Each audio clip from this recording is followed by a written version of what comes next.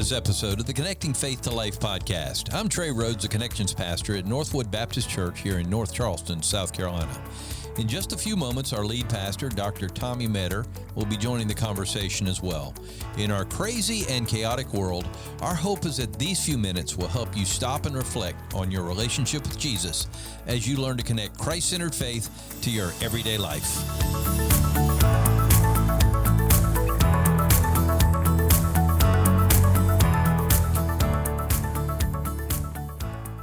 We are already at episode 138 of the Connecting Faith to Life podcast, and it's great. Some of you are going back and listening to all of them, and that's a great opportunity to really learn a lot. And actually, I probably would learn a lot myself by going back because I don't remember everything I hear. I don't remember everything we said. Yeah, I know I don't remember everything I say. It's a lot of words. My wife has to remind me, did you know what you said? Sometimes I don't even know what I say. So anyway, get the word out, Facebook, Twitter, on the Instagram, text, however you do it, and just let our reach go out and start to reach people out there that can really be impacted by what is done on the podcast here.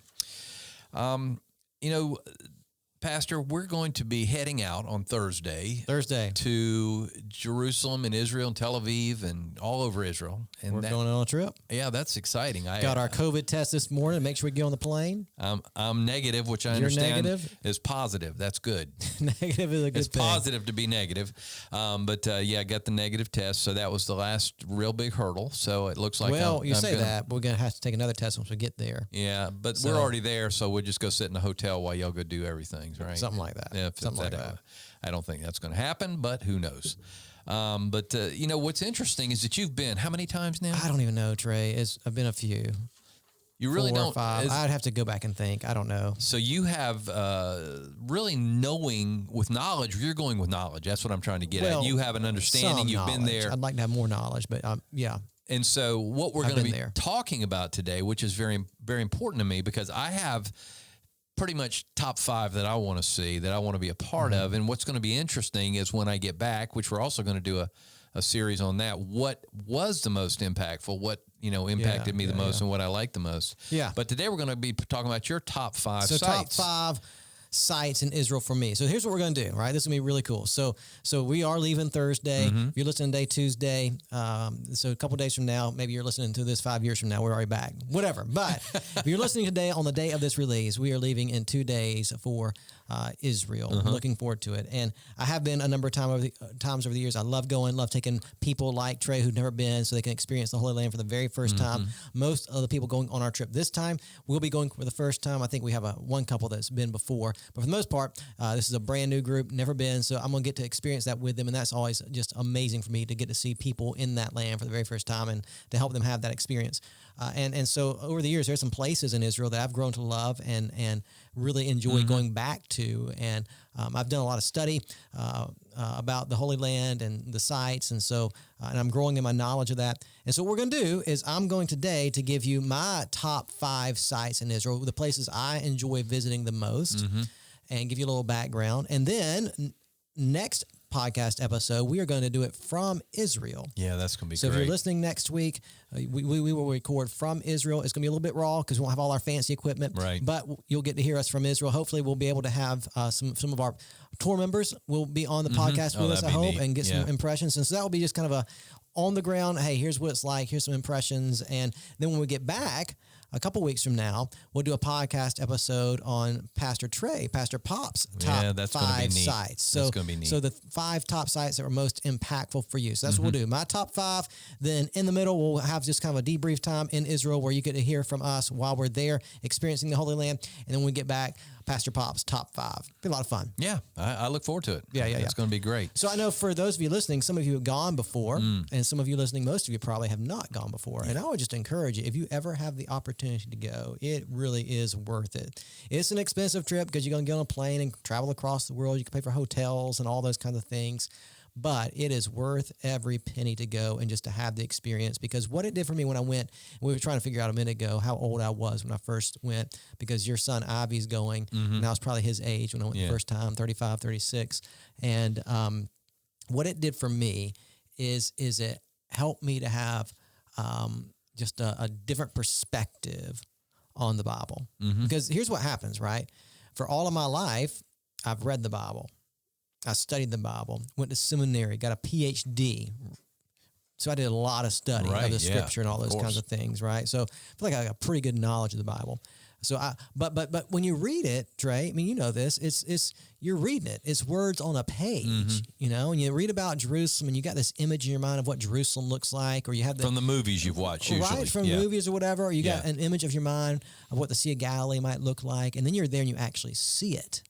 And so, you know, I've heard guys describe it as the Bible in 3D. Oh, man. And that really is kind of what it's like, right? And you don't have to go to Israel to understand the Bible, because the Spirit lives inside of you, and the Spirit, you know, equips you to be able to understand and know His Word. You don't have to go to Israel to be a better Christian. I mean, you don't have to go. But it sure is helpful just to kind of get a feel of the land and what it's like, and to experience the culture.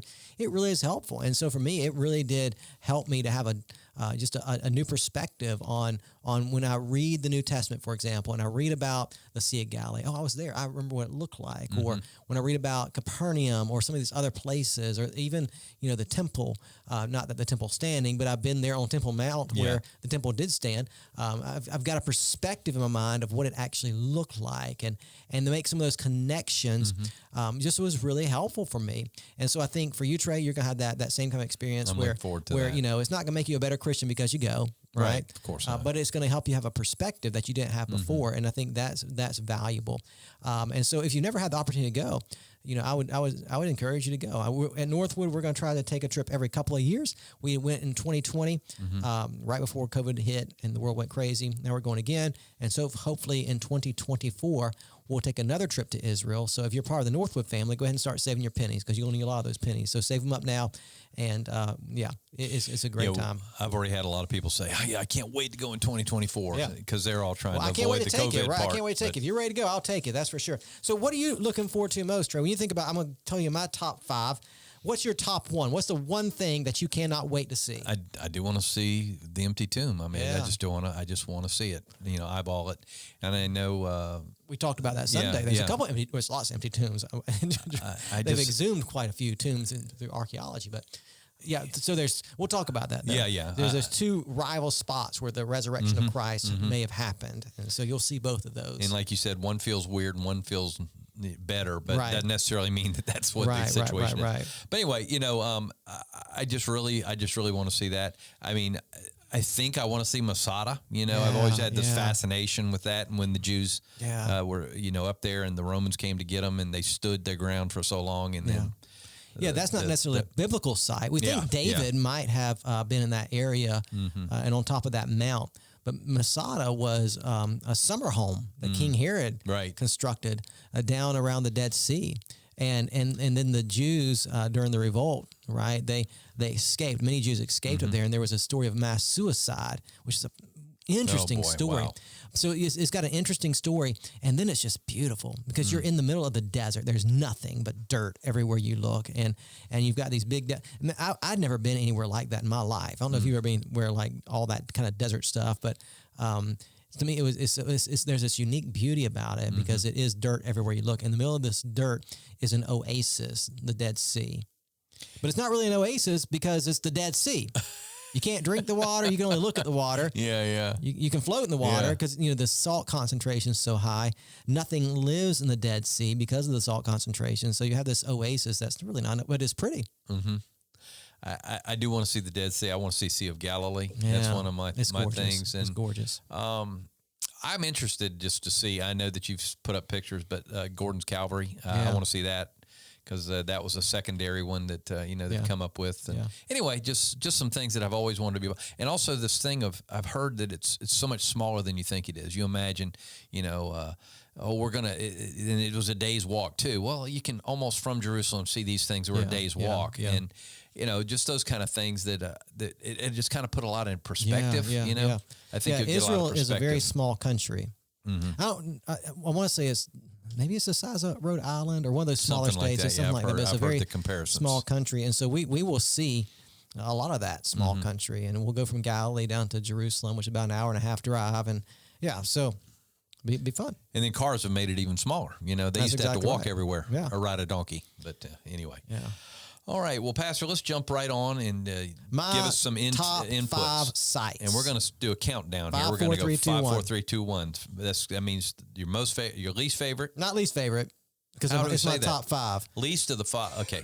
Least of the 5 top. All right. Anyway, we'll do it. First one is this. I don't know if that came out right, Pops. We'll roll with it. Top 5. These are my top 5. Start with number 5. All right. And we're going to start with number 5, and that is the Western Wall. Yeah. So you've heard about the Western Wall, haven't you? Yeah. Back in the old days, it used to be called the Wailing Wall. Mm-hmm. And so this is a Western Wall right there at Temple Mount, right? It's actually a retaining wall. And so King Herod, you remember the story of King Herod? Mm-hmm. When he was the king of Israel, he was appointed king by the Roman government. He was not the king that the Jews wanted. And so to impress the Jews, what he did is he just went and he just rebuilt lots of Jerusalem and just these grand buildings, and he rebuilt the temple, right? The temple had been rebuilt in the time of Nehemiah, but so I guess renovate is more the word. But he greatly expanded Temple Mount, and then all of that would fall in 70 A.D. And so we're going to go to the Western Wall, because you know what happened after the fall of Jerusalem in 70 A.D., that eventually the Muslims will come in. Centuries later, the Muslims will come in, and then they would build the Dome of the Rock on top of Temple Mount.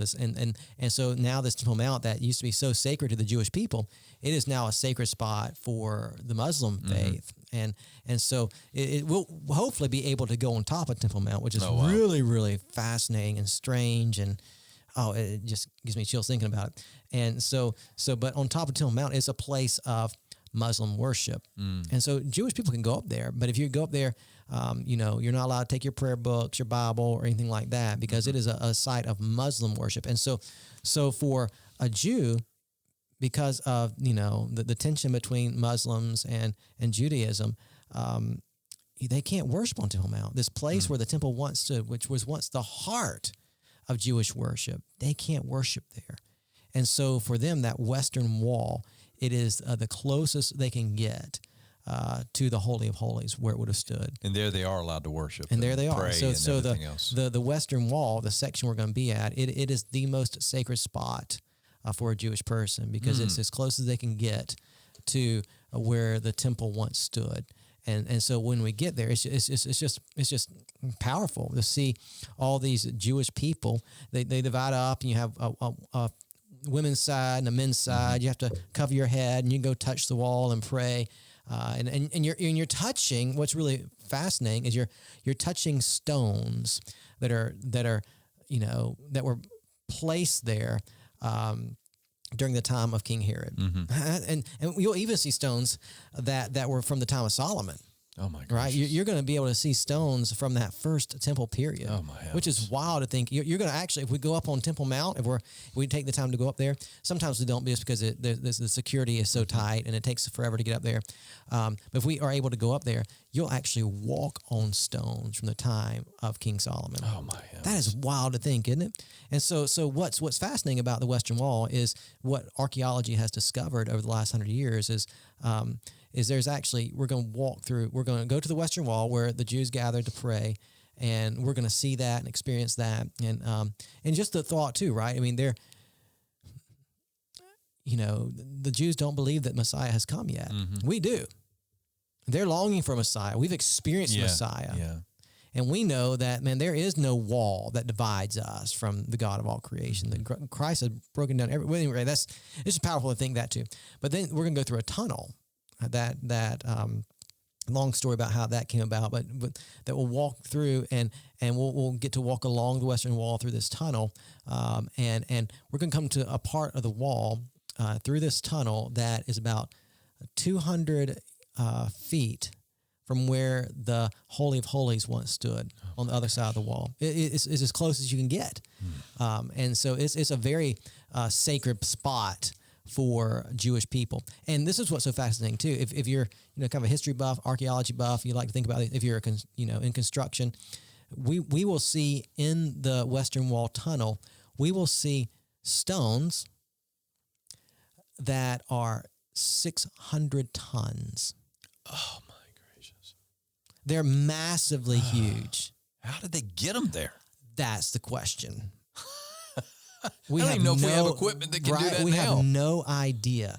600 tons is the weight of two 747s with loaded down with passengers and luggage. I mean, it's unreal to see these stones, just how massive they are. And we'll watch a video. They've got video. We're kind of thinking, okay, this is how they might have moved them here.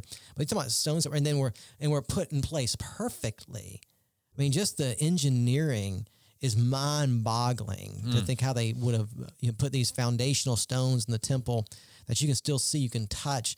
It's massively huge. So for me, it's just a really, really cool spot. I mean, you feel the sacredness of that place because it is right there at the temple, and you see the fervency of the prayers of the Jewish people.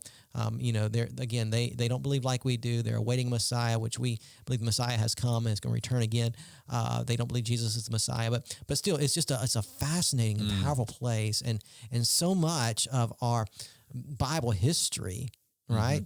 Takes place in this specific area. Yeah. And you think about our Old Testament and even the New Testament, Jesus at the temple, and we're going to be there. And we'll walk around from the Western Wall to the southern side of the temple, and there will be what's called the southern steps that were constructed during the time of Herod.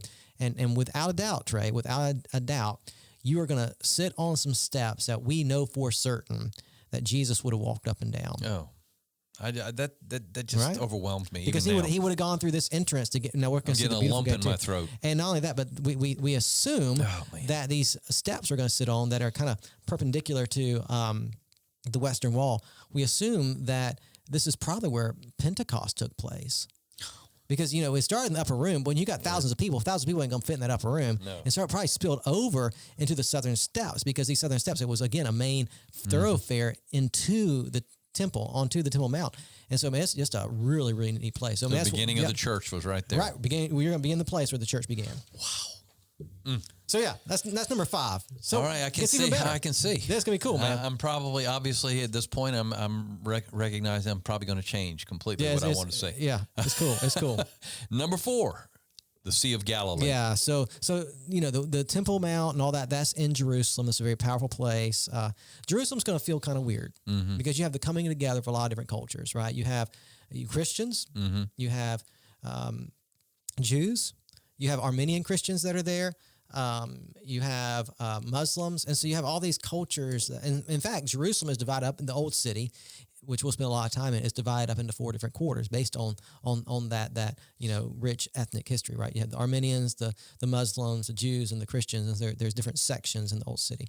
And so it's this kind of melting pot, if you will, and it's just really, really, and it's a big city. I mean, you have the old city, and then you have Jerusalem, has expanded over the years, obviously, and the new city of Jerusalem. So Jerusalem's more like a modern city. Yeah, not the old city. The old city, they try to preserve the history and all those kind of things. That's kind of like downtown Charleston, parts of downtown maybe Charleston. Maybe so. Yeah, that's probably a good comparison. Yeah. Obviously a little bit older than we say Charleston. we live in Charleston. We don't necessarily live in downtown Charleston. Right. So you have the Jerusalem that surrounds it, and interesting. But it's just it feels like a big city. Yeah. It's loud, and then the Sea of Galilee is like going out to the country.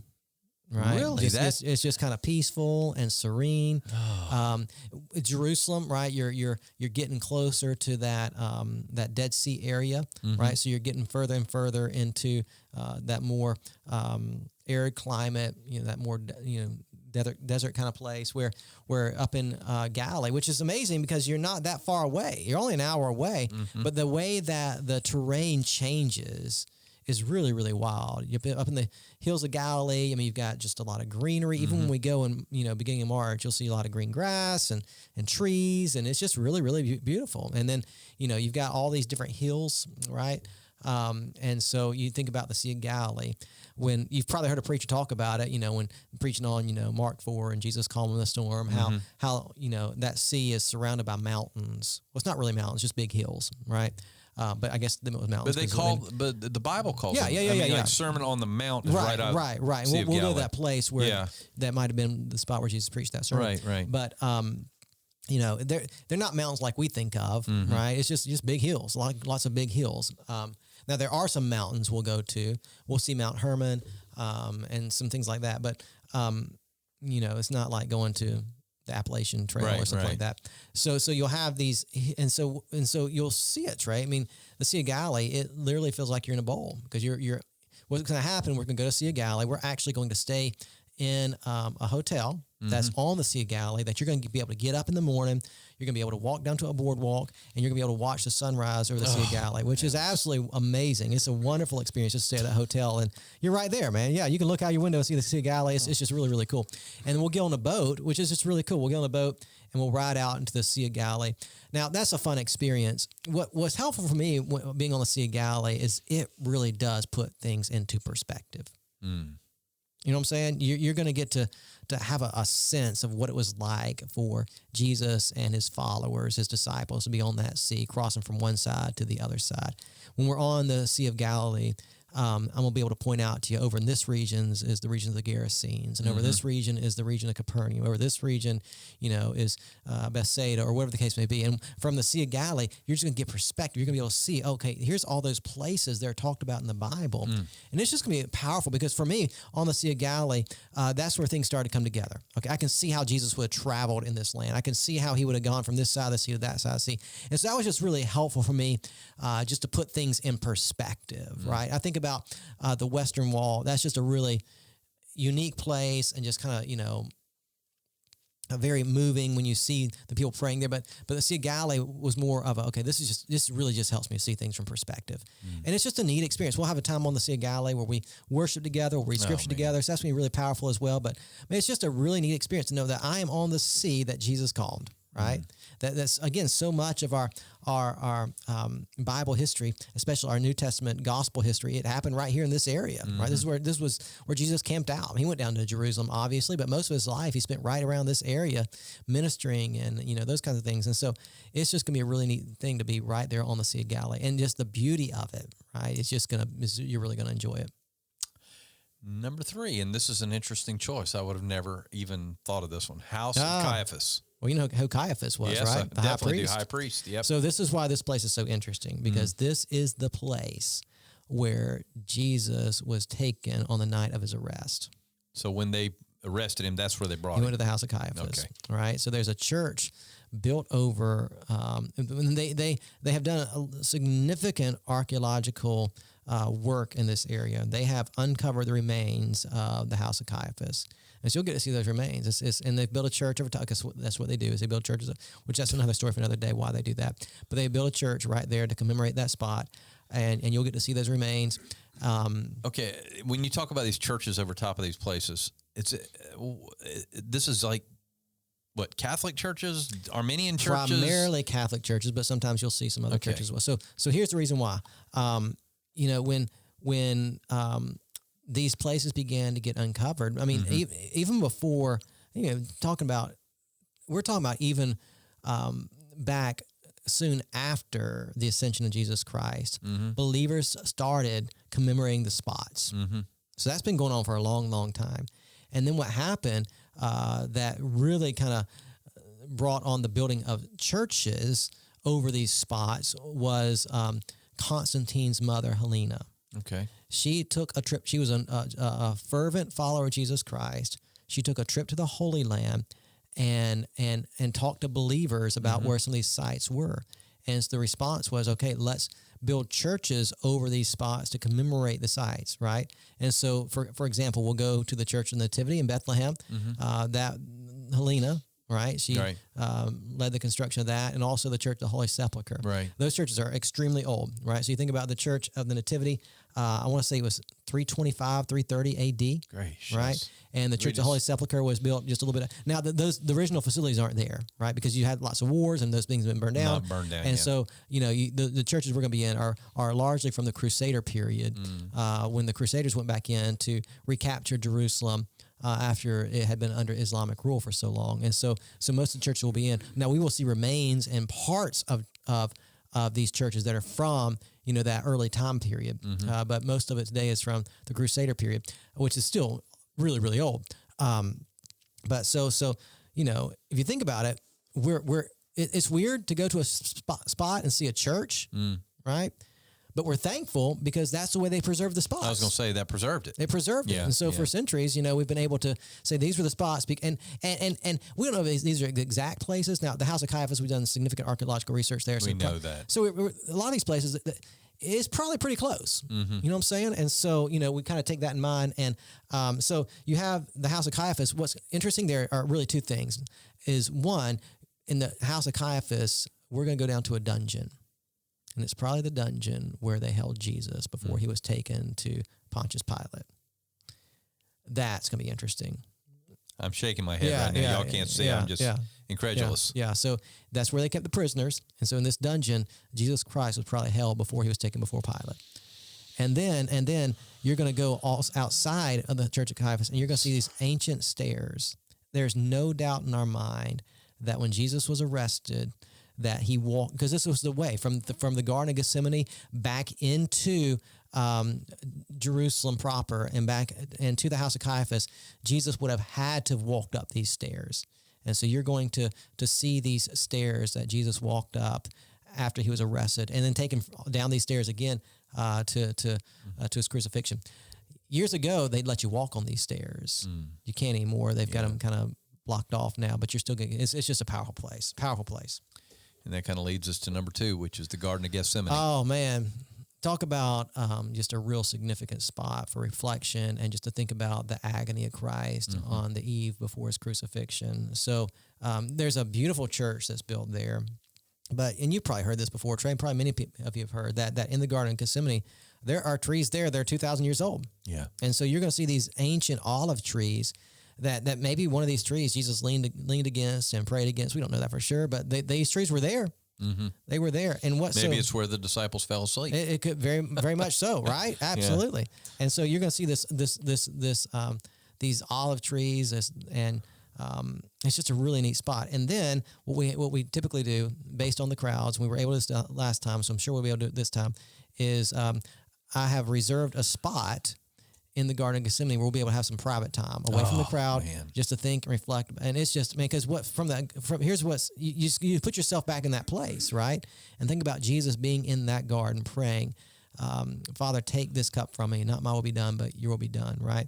And from the Garden of Gethsemane, you can look over and you can see, the Kidron Valley where Jesus would have walked through, and you can see the walls of Jerusalem, and you can see the Temple Mount. And Jesus would have been able to look from the Garden of Gethsemane. He had been able to see, probably not nighttime, it had been dark, but right across the way, it would have been the temple, right? And just, all that was going on with temple worship and all those kind of things, or worship at the temple, and then knowing that he was going to die the ultimate sacrifice. It's just a powerful, powerful place. That for sure is my number 2 place in Israel, is to be in that garden and just reflecting on what Christ has done. And I think every trip I've gone on, people just, that's just a moving moment for most people, is just being in that Garden of Gethsemane, knowing that Christ, agonized with the Father over his death in that garden. It's powerful. To be able to read John and Luke. Oh, man. Yes, absolutely. Absolutely. And then the number 1 place is, and I would say yes to this, Church of the Holy Sepulchre. Yeah, this is going to be a neat place. So the Church of the Holy Sepulchre is the place that marks the spot of the crucifixion and resurrection of Jesus. It is built 330s, right? Helena. Again, it's been reconstructed, and it's big, it's weird, it smells funny. You have seven different denominations that are in this church. So it's seven. Yeah, I can't name them all. You have that's all right. You have Armenian. Wow, you have I'm just shocked. Egyptian Coptic. You have Roman Catholic. You have Greek Orthodox. I can't remember all of them, but it's just a wild place. And so remember, we talked about this Sunday morning. I brought this up as an illustration. We had because it just feels weird. There was a British general, Gordon, who saw it and said, no, that can't be it. And so he marked another spot, Gordon's Calvary, that's a little bit further away, that there was a rock formation that looked like a skull, and then a tomb right around it. So this must be the spot. And so he claimed, and so they commemorate that spot as an alternate to the Church of Holy Sepulchre. And we'll go there, and it really is nice and beautiful and pretty, and there's a nice, beautiful garden. I mean, it feels right. but it's probably not right. Right. We are pretty confident based on, and I'll talk to you more when we get to Israel about this, and the guide probably will too, about why this more than likely is a spot. It doesn't feel like it because of all the hoopla and all the, religious stuff, right? But you're going to be in the spot where most likely Jesus Christ died and then rose again. And it's not going to feel like it. You're going to say, this can't be the spot, but it probably is. And just the story, obviously the story of the resurrection is the most powerful story in all of history. Of course. But the story of the Church of the Holy Sepulchre is a fascinating story about how Helena founded that. We're going to go into a crypt in the Church of Holy Sepulchre where she found 3 crosses. And she said, this cross right here is the cross of Christ. Now, do we know that for sure? Yeah. No. But we'll be able to see part of that cross that she found back in the 300s. Man, oh man. Yeah. And then you will also see where the spot that's Golgotha, and you're going to see this rock formation that more than likely was Golgotha. And it's a powerful place. It's a strange place, but the story around that church and how that church came to be, and it's going to be a powerful story. It's a crazy, crazy place, but a very important place because it does commemorate the death and resurrection of Jesus. So, man, it's going to be wild. You talk about weird, but where I used to live was Mount Pleasant. Just saying. Yeah. And there are places in Mount Pleasant that I used to go to that are nothing like they were when I was a kid. Yeah.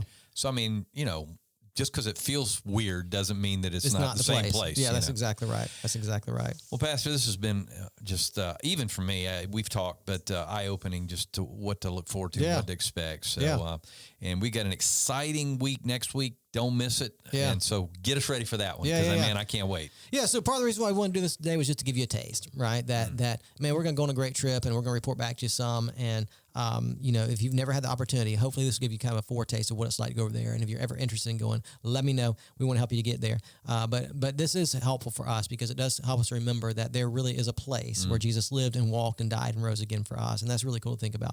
So I hope this has been helpful for you today. If it has been helpful, go ahead and hit that subscribe button so you can have new content delivered to your device every single week. Leave us a 5-star review. That helps us to get word out about the podcast. And as always, we hope today's episode has helped you connect faith to life.